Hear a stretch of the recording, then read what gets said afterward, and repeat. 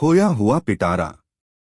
एक बार की बात है, उत्तराखंड के एक छोटे से गांव में एक बुजुर्ग आदमी रहते थे जिनका नाम था बाबूलाल।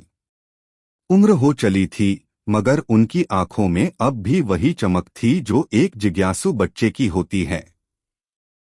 वह हमेशा पुरानी चीजें जमा करके रखते थे, पुराने सिक्के, चिट्ठियां, तस्वीरें, यहाँ तक कि उनके पिता के जमाने की एक पुरानी जेब घड़ी भी।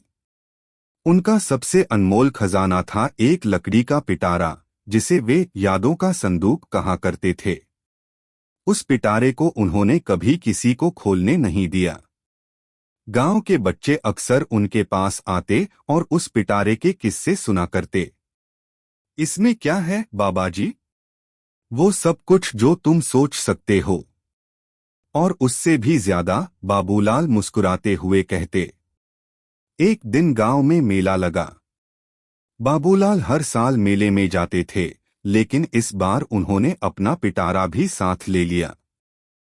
अब समय आ गया है, उन्होंने धीरे से कहा। गांव वाले चकित थे। सभी सोचने लगे कि शायद अब वह अपना रहस्य सबके सामने लाने वाले हैं। लेकिन उसी दिन शाम को अफरातफरी मच गई। बाबूलाल का पिटारा मेले में कहीं खो गया था। गांव के लोग ढूंढने में जुट गए, मगर पिटारा कहीं नहीं मिला। बाबूलाल उदास हो गए।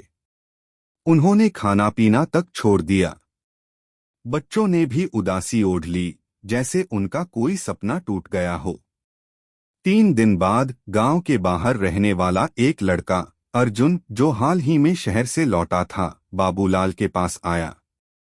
उसके हाथ में वही पिटारा था। बाबाजी, ये मुझे मेला मैदान के पास झाड़ियों में मिला।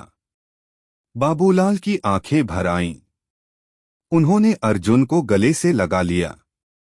गांव वालों ने सोचा अब तो बाबूलाल पिटारा खोलेंगे, मगर उन्होंने सबको चौपाल पर बुलाकर एक अलग ही घोषणा की। ये पिटारा अब केवल मेरी नहीं, हम सबकी धरोहर है। उन्होंने पहली बार सबके सामने पिटारा खोला।